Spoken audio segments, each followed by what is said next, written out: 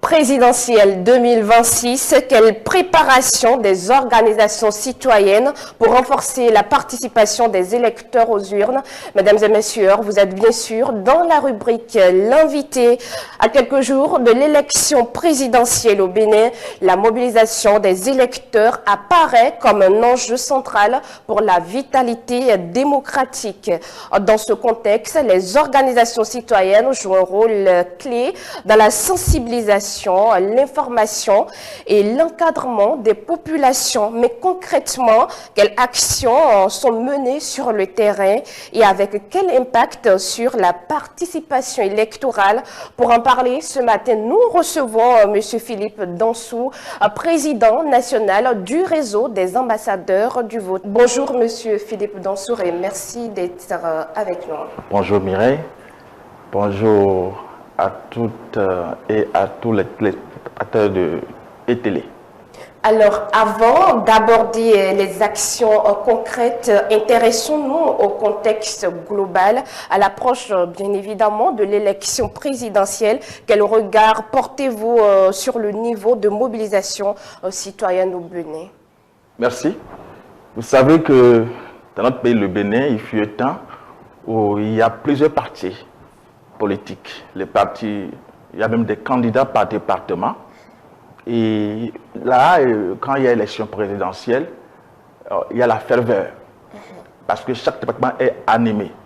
Chaque candidat veut donner le meilleur de lui pour sortir président. Exactement. Et finalement, on se retrouve avec des taux de 1%, de 2% par candidat dans d'autres départements pour un seul poste de président. Mais avec la réforme, et puis à l'époque on disait que bon, il y a la fièvre électorale, il y a la joie, il y a l'animation, et ainsi de suite. Mais avec la réforme du système partisan, tout est concentré. À tel point que certains ne sentent plus ce qu'ils sentaient avant, qui était juste un aperçu sans importance. Et puis ils se disent que bon, il n'y a pas d'obligation, il n'y a pas ci, il n'y a pas ça. Alors qu'en réalité, quelque chose se fait, la mobilisation se fait, et surtout très concentrée dans les milieux ruraux, loin des villes. Et là, on sent la fièvre effectivement électorale. Et puis on sait que voilà, c'est plus une pléthore de candidats, mais deux ou deux candidats qui sont en liste pour donc aller aux élections. Là, on ne voit pas concrètement qui est la mobilisation, mais en réalité, la mobilisation est plus grande et plus concentrée. Alors, la mobilisation est plus grande et plus concentrée. Déjà, dites-nous, vous êtes bien évidemment le président du réseau national des ambassadeurs du vote. Alors, quel rôle jouent aujourd'hui les organisations citoyennes dans le processus électoral?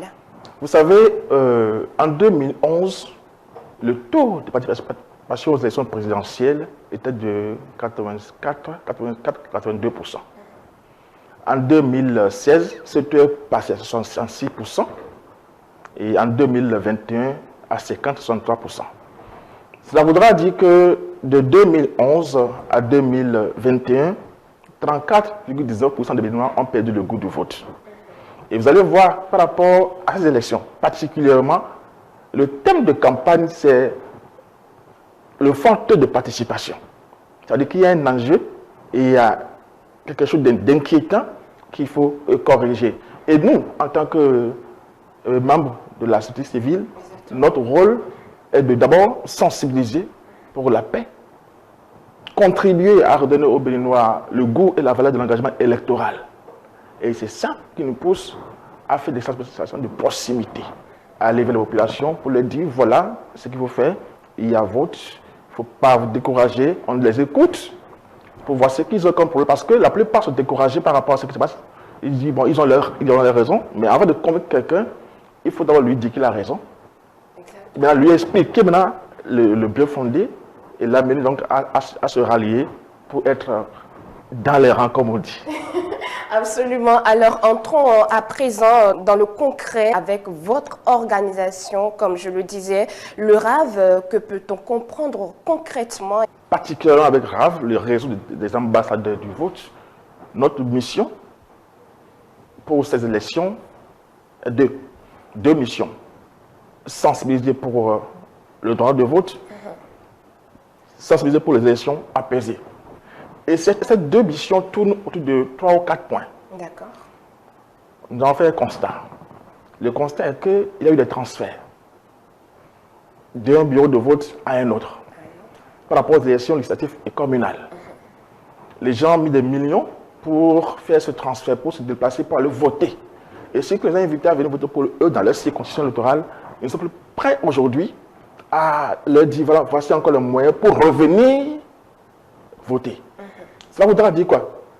Que si on prend une circonscription électorale où il y avait 5000 personnes par exemple, et que c'est un exemple que je donne, et qu'il y avait 1500 mais 1000 qui ont quitté un point central, leur point, là où ils vivent, là où ils dorment, pour venir juste voter à un autre point qui est B, sous l'invitation d'un leader politique, ça voudra dire que là où nous sommes aujourd'hui, ceux-là qui les ont invités n'ont plus les moyens pour les faire venir sur le lieu pour voter. Exactement. Donc, ils ne sont plus en mesure de se déplacer. Si quelqu'un a la volonté, il se déplace. Il n'a pas la volonté, il reste à Cotonou ou bien là où il dort. C'est une partie qui a fait qu'il y a un faible taux de participation. Premier point. Deuxième point, les premiers votants qui ne sont pas motivés aujourd'hui à aller voter. Comment les motiver? Comment les faire comprendre l'importance du vote? Ce que ça peut apporter dans leur vie, ce que ça peut apporter dans leur pays. Nous travaillons aussi sur ça. Nous avons compris qu'aujourd'hui, dans notre pays, le Bénin, surtout, quand on parle des dignitaires du culte vaudou et autres, les responsables de ces cultes, quand ils parlent à leurs adeptes, ils écoutent. Absolument. Nous avons pris ces dignitaires comme cible. Et on va vers eux, on leur expose la situation. Et nous savons très bien que quand ils vont parler à leurs adeptes, ils vont écouter. C'est un point. Deuxième point, nous avons comme cible les églises. Et nous travaillons avec les pasteurs pour qu'ils puissent prêcher le vote à l'église en invitant les fidèles à sortir massivement pour aller voter. Les universités aussi, nous faisons du coaching, nous parlons aux universitaires pour qu'ils puissent sortir massivement pour aller voter. Dans les marchés, les bonnes dames, nous allons vers elles. Et puis, nous sommes répartis dans presque tous les départements du Bénin pour faire ce travail concrètement sur le terrain autour de ces piliers que nous avons déjà cités. Et là, nous nous sommes dit que ce n'est pas suffisant.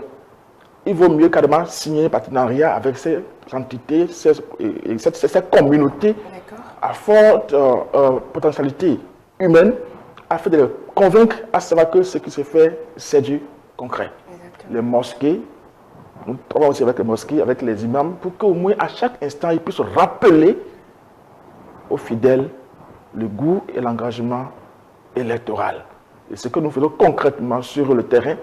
Et nous profitons souvent de l'occasion pour dire aux leaders politiques qui constituent aujourd'hui que la population accuse ceux qu'ils accusent comme la cause de leur désengagement, carrément. Nous leur parlons, nous leur disons aussi de tout faire pour essayer de convaincre les militants à se mobiliser autour du vote.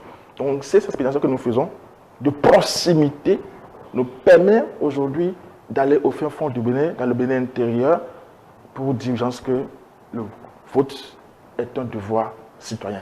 Exactement, M. Philippe Dansou. Parlant de vos cibles, est-ce qu'il y a une sorte de priorité? Oui, c'est vrai qu'il y a des priorités par rapport à nos cibles.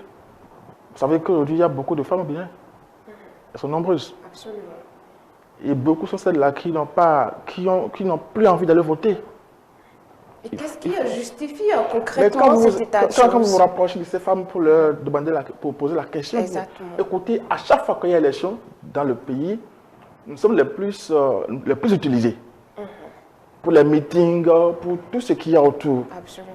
Et les politiciens nous traitent comme, ils sont bien avec nous. Juste après les élections, quand ils sont élus, leur téléphone ne marche plus. Et qu'est-ce que vous faites, voilà, afin de les rassurer? Nous leur disons que nous sommes de la société civile. Les politiciens viendront faire pour eux, dire pour eux et partir. Mais nous reviendrons avec des projets. Essayez de voir comment faire pour les impacter positivement. Ce qu'ils ont comme problème aujourd'hui, nous le connaissons. en son temps, nous allons les verser à qui des droits pour qu'ils puissent savoir qu'en réalité, les femmes doivent être traitées autrement. En plus de ces femmes qui sont majoritaires, il y a aussi les jeunes, les premiers votants. Ceux-là qui ont 18 ans, qui doivent voter pour la première fois, qui sont majoritaires. Il faut leur faire comprendre que le vote est indispensable. Et là, il faut toucher les parents d'élèves. Ils sont aussi nos cibles. Les professeurs, les patrons d'entreprises, de centres de formation. Parce qu'eux aussi, ils ont un rôle à jouer dans la sensibilisation pour motiver ces votants qui sont concentrés surtout à leur niveau afin qu'ils puissent sortir pour donc, aller voter. Donc les femmes sont nos cibles, les votants sont nos cibles, les parents sont aussi nos cibles. Et le rôle des parents dont nous parlons, leur rôle est de dire à mon fils, tel jour il faut aller voter. Le vote est un devoir citoyen. Le vote, c'est quand vous votez, il y a ci, il y a ci, il y a ci, il y a ça. Donc voilà nos cibles pour donc, motiver et amener les gens à aller voter massivement. D'accord. Justement, j'en venais à cet aspect-là de la chose où justement on observe souvent une faible mobilisation des jeunes. Pourquoi votent-ils peu et comment est-ce qu'on peut arriver à les mobiliser concrètement? Oui, concrètement, ils votent peu, effectivement. Ils votent peu parce que il y a eu un souci, une faille quelque part. La faille est que les parents ne parviennent pas à inculquer dans le quotidien du jeune, du premier votant, le goût du vote. Lorsqu'il y a vote et que le papa ne se lèvera pas pour aller voter, il ne peut pas motiver son enfant à aller voter. Lorsque l'enfant a 18 ans et que le papa ne lui dit pas de s'inscrire sur la liste électorale pour aller voter, il ne veut pas savoir qu'il faut aller voter. Donc, il y a ce point-là qui est là, qu'on essaie de corriger. Ça fait un. De deux, les gens ont été habitués à voter contre quelque chose. Et sur le terrain, on entend des jeunes qui disent que voilà, si on ne me donne pas, je ne vote pas. Et même déjà, même le de meeting, quand on fait un meeting, et puis après, les gens n'ont pas leurs 1000 francs, leurs 2000 francs, c'est comme si, bon, voilà, ça, moi, je ne vote pas. Je ne vote pas. Parce que c'est comme si le vote est acheté. Exactement. Si on me donne, je vote. Si on ne donne pas, je ne vote pas. Et dans ces conditions, tu es en train de sombrer ton pays. Donc, on ne doit pas comparer le vote, associer le vote à l'argent. Donc, on leur fait comprendre qu'ils ne doivent pas s'attendre à quelque chose avant d'aller voter. C'est leur devoir, c'est leur droit. Ils doivent voter pour choisir celui dont ils sont sûrs que s'il prend le pouvoir, il peut donc parvenir à régler le problème de chômage, problème d'emploi et tout ce qui va avec et contribuer donc au développement de notre pays, le Bénin. Bien sûr, comment est-ce que vous adaptez vos actions face à des défis un peu comme la désinformation ou encore le désintérêt comme vous venez de le notifier tout à l'heure? Oui, nous donnons des exemples. Vous savez, nous avions été à Legbassa, quelque part à Port-Nouvelle, à Vancourt. Il y a un village là. Il y avait environ 200, 300 femmes. Sur 10 femmes, à peine 2 ont dit « Ah, nous savons qu'il y a élection le 12 avril. » Ils nous ont dit qu'il n'y a plus de vote. Pourquoi cette affirmation? C'est ça parce que il y en a qui passent leur diplôme, il n'y a pas de vote. Nous ne sommes pas candidats, il n'y a pas de vote. Le vote est déjà fait, il n'y a pas de vote. Le jeu est déjà plié, il n'y a pas de vote. Même si vous votez ou vous ne votez pas, c'est déjà fait. Donc, comme ça, quand ils parlent comme ça, pour les femmes, ça ne leur dit rien. Bon, pour eux, c'est fini, quoi. Et arrive jusqu'à dire aux femmes d'aller au champ le jour du vote, d'aller au marché. Il faut essayer de le sensibiliser, de dire non, c'est faux. Il y a vote. Prenez vos cartes d'électeurs, soyez prêts, vos pièces d'identité, soyez prêts pour aller voter en son temps. Ça se passe et c'est partout dans le Bénin intérieur. Les gens qui n'ont pas accès à l'information. Voilà pourquoi nous apprécions beaucoup cette forme de mobilisation de proximité. Exactement. Pour toucher du doigt l'essentiel. Parce que, comme je le dis souvent, ce n'est pas à Cotonou que ça se passe. Quand on va à Parakou, ce n'est pas au centre que le problème se pose. Ils sont déjà matures. Cotonou, les gens sont déjà éveillés. Le problème se passe à l'intérieur du Bénin, au fin fond du Bénin, dans les milieux ruraux. Dieu femmes sortent massivement pour aller voter. Il y a vote. Et quand vous votez, voilà ce qui peut arriver par rapport au développement de votre communauté, de votre village, de votre arrondissement et autres. Et quand ils sortent le problème des politiciens, on dit oui, mais aujourd'hui, les politiciens n'ont plus quelque chose à faire. Si vous votez avec un fantôme, c'est qu'il est sûr, celui qui sera au pouvoir saura comment faire la part des choses pour que dans votre département, dans vos communes, ils puissent, par rapport à la décentralisation, ils puissent avoir des projets qui pourront vous permettre d'améliorer votre quotidien et pour le bonheur de votre vie et de celui de celle de vos enfants. Alors, en face de tout cela, peut-on réellement mesurer l'influence des organisations citoyennes sur la participation électorale? Et bien sûr que oui. Parce qu'aujourd'hui, je profite de l'occasion pour remercier tous ceux-là qui travaillent pour le fort taux de participation, ceux-là qui travaillent pour la sensibilisation sur la paix. Nous sommes très écoutés aujourd'hui. Il y a des endroits où vous venez, on vous dit, c'est la politique, c'est ça, nous ne voulons pas vous voir ici. On est fatigué. On dit non, non, ce n'est pas la politique. Nous sommes une ONG, nous venons vous dire si. Automatiquement, le lieu est rempli. Pour écouter. Et on parvient à sortir ce qui les fâche. On les laisse parler, ils s'extériorisent, ils disent tout ce qu'ils veulent dire, ils étalent tout. Et c'est dans ça que nous prenons des réponses. Et puis, nous parvenons donc à les convaincre. Il faudrait qu'ils sachent qu'en réalité, que les politiciens sachent que la population a besoin de leur accompagnement. Il ne faudrait pas que, quand il y a les gens, ils sont gentils, ils sont souriants, ils s'arrêtent, ils dansent, ils mangent, et puis ils boivent l'eau. Donc ils font tout pour être acceptés. Et puis après, ils tournent dos. La politique, ce n'est pas ça. Il faudrait qu'ils revoient la politique. C'est ça qu'on appelle la politique de développement. La politique qui permet d'être en contact avec son peuple, sa population, de la base jusqu'au sommet, et être à l'écoute de leurs préoccupations. Et comme ça, quand le moment vient, on n'a plus besoin de parler. Vous voyez, cette année, par rapport aux élections présidentielles, nous parlions partout de photos. Il fut un temps, ce n'était pas ça. Le photo n'a jamais été un thème de campagne. Et pas surtout par rapport à cette élection, le photo est devenu un thème de campagne. On ne parle que de ça. Partout on passe. Photo par-ci, photo par-là. Parce qu'il y a un problème. Un problème qui est créé par les politiciens, les leaders politiques. Il ne faut pas qu'on ait peur de le dire. Ce sont eux qui ont créé ça. Et aujourd'hui, ils ne sont pas en mesure de corriger ça. C'est nous qui allons corriger ça et ils doivent accompagner ça à travers le changement de leur comportement.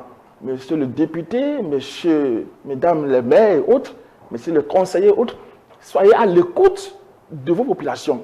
Ce sont elles qui vous ont permis d'être là où vous êtes aujourd'hui. Mais quand vous les négligez, et vous attendez, maintenant c'est 7 ans, hein? Donc vous allez attendre 7 ans, ils vous appellent, vous décrochez pas, il y a 6, pendant 7 ans, et puis après, vous revenez encore, vous dites, votez pour nous, faites ci, faites ça. Ce n'est pas de la politique qui fait avancer. C'est vous qui faites qu'aujourd'hui, nous parlons de sensibilisation, nous sommes partout dans les milieux ruraux pour dire, écoutez, sortez, on négocie, on tchatche, on drague pour dire, bon, voilà. Il faut que vous nous facilitez la tâche sur le terrain en tant que société civile pour que nous puissions faire correctement le travail. Alors, justement, comment encourager un comportement responsable et apaisé avant, pendant et après les élections ou l'élection présidentielle? Oui, mais déjà, il faut savoir que, quand on dit avant, ce sont les meetings, la campagne électorale. La paix. Absolument. La paix. Pas d'injure, pas de provocation, même quand on provoque quelqu'un, on se tait. Pendant, c'est le vote. On essaye de tout faire pour ne pas venir au bureau de vote saoulé. On ne vient pas dans le bureau de vote avec coupe, des machettes ou bien bâton, quelque chose pour venir provoquer les gens. Parce que quand vous le faites, la loi va vous sanctionner. C'est clair. On ne vient pas pendant pour bourrer les urnes, faire des votes multiples. Vous serez sous le coup de la loi. Donc ça, c'est pendant ça. Et se lever très tôt pour venir voter, pour ne pas faire le rang sous le soleil. Pendant. Et après, quand on va proclamer les résultats, il faut que celui que la Cour déclare vainqueur, le reste s'aligne derrière. Ah oui. pas de mécontentement. Non, on a truqué, il y a tripatouillage, il y a ci, il n'y a pas ça. La Cour ne fait que dire ce qui est sorti des urnes. Donc, il faudrait que les militants, si quelqu'un échoue, si un candidat échoue aux élections, que ces militants sachent que effectivement, il a échoué et bon, il se retourne dans le futur et s'aligner. Et puis, dans la paix, nous allons continuer à travailler pour le bien de notre pays, le Bénin. Alors, Monsieur Philippe Danso, au-delà de l'échéance électorale, quelle action recommandez-vous pour renforcer durablement la participation électorale? Voilà. La motivation pour le vote doit être perpétuelle. On ne doit pas attendre la veille des élections pour commencer à dire sortir massivement pour aller voter. D'accord. Et comme ça, si on continue comme ça, on va toujours parler de photos, de photos, de photos. Alors pourquoi au niveau de RAV, nous nous sommes dit que le plus dur pour nous va commencer après les élections. Parce que nous ne voulons pas être un réseau opportuniste, situationniste, occasionnel, non. Nous allons continuer à travailler après les élections pour sensibiliser, pour continuer à faire comprendre aux gens que, pour jouer aussi à la place des parents, le rôle qu'ils doivent jouer. En le faisant ainsi, nous les motivons aussi à dire attention, il y a une faille à ce côté, nous allons le corriger pour qu'ensemble, les prochaines fois, nous puissions voter tranquillement. On parle d'autres thèmes, on parle de poste de société, de candidats, on parle d'autres choses et puis laisser de côté à faire des photos de participation. Alors, nous tendons bien évidemment vers les dernières minutes de notre entretien de ce matin. Justement, Monsieur Philippe Danso, au-delà des campagnes de sensibilisation, comment faire des électeurs de véritables acteurs de changement démocratique? C'est très simple. Être à l'écoute des populations. Parvenir à apporter des solutions à leurs problèmes. Travailler en sorte qu'elles sachent qu'en réalité, ce qui se fait, c'est pour leur bien aussi. Et on a rencontré sur le terrain un monsieur qui dit qu'il a 7 enfants. Et les 7 enfants ont fini le campus. Et ils sont à la maison. Et lui, il est politicien. C'est un politicien de haut niveau, c'est ce qu'il a dit. Mais il dit, mais là maintenant, la politique que moi j'ai fait m'a apporté quoi? Moi je le faisais pour que mes enfants puissent être à un niveau donné, puissent avoir des opportunités. Mais moi, ils n'ont rien. Il faut aussi faire comprendre aux gens que ce n'est pas forcément en faisant la politique qu'on doit forcément espérer que la politique vienne réparer quelque chose dans notre vie ou dans la vie de nos enfants. Ça, là, il faut qu'on le fasse comprendre. Parce que si on ne leur enlève pas ça de la tête, ils vont toujours dire que, bon, ils sont découragés par les politiciens, ils ont été égligés, ils ont été oubliés. Donc, ça, là, c'est un travail de fond, de sensibilisation, de coaching, afin de parvenir, donc, effectivement, à faire comprendre d'abord aux citoyens que votre pays, si vous voulez qu'il soit bien gouverné, ne soyez pas absent au moment de choisir le dirigeant. Sinon, il sera choisi à votre place et vous allez dire que bon, il y a ci, il y a ça, et les mêmes problèmes sont là, les mêmes causes vont toujours produire les mêmes situations que nous traversons. Alors, quel message souhaitez-vous adresser au peuple béninois, à nos chers amis téléspectateurs qui nous regardent ce matin à quelques jours du scrutin présidentiel? Je voudrais profiter de cette occasion pour dire à tous les Béninois que nous sommes dans l'obligation de jouer notre rôle de patriote. Ce rôle, c'est de sortir massivement pour aller voter. Le vote n'est plus au Bénin aujourd'hui un droit, mais c'est un devoir pour le bien et pour le développement. Nous voulons aussi profiter de l'occasion pour dire à la Sénat de tout faire pour que les unes et autres matériels de vote soient présents sur les lieux de vote, sur les bureaux de vote, sur les lieux de vote, avant, pour que les gens ne viennent pas attendre C'est là maintenant qu'il y a le soleil, il est 17h et c'est à 9h qu'on voit les genoux sur la tête, ou bien sûr les ânes, ou bien sûr dans les pouces son cou. Ce n'est plus ça. Il faut que déjà à 7h, tout soit prêt pour que ceux qui viennent en premier pour voter puissent voter. Sinon, les gens viennent, ils attendent et puis après, ils sont découragés, ils rentrent à la maison. Tout ça aussi, ça participe au faible taux de participation. Déjà, ceux qui ont fait le transfert, je profite de l'occasion pour saluer et remercier Anip, qui fait un travail formidable en collaboration avec un réseau. Ils envoient sur des téléphones portables le bureau de vote. Absolument, on a remarqué ça. Déjà, si toi tu es à Cotonou, tu as fait un transfert et tu sais que tu vas voter à Parakou, il faut commencer par cotiser ton argent là, de déplacement pour aller voter à Parakou et revient. Là, tu es un bon citoyen. Si on t'avait motivé à faire un transfert et que celui qui t'a motivé, ce transfert n'est plus en mesure de t'assurer ton déplacement, commence pas à mettre un peu de sous ou bien va faire près même.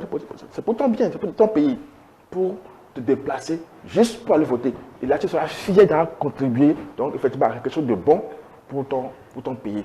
C'est de ça qu'il s'agit et que le jour du vote, tout se passe très bien. Déjà, il reste quelques jours pour boucler la campagne. Je remercie les uns et les autres par rapport à la tranquillité, par rapport à la paix, que ça reste ainsi dans la joie, dans l'amour jusqu'au soir du 12 avril prochain et que tout sera bien pour notre pays. Parce que nous, au sein de RAV, nous travaillons à crédibiliser le vote. Un président qui est élu à un faible taux ne motive pas ce pays, ne motive pas les PTF à venir investir dans ce pays.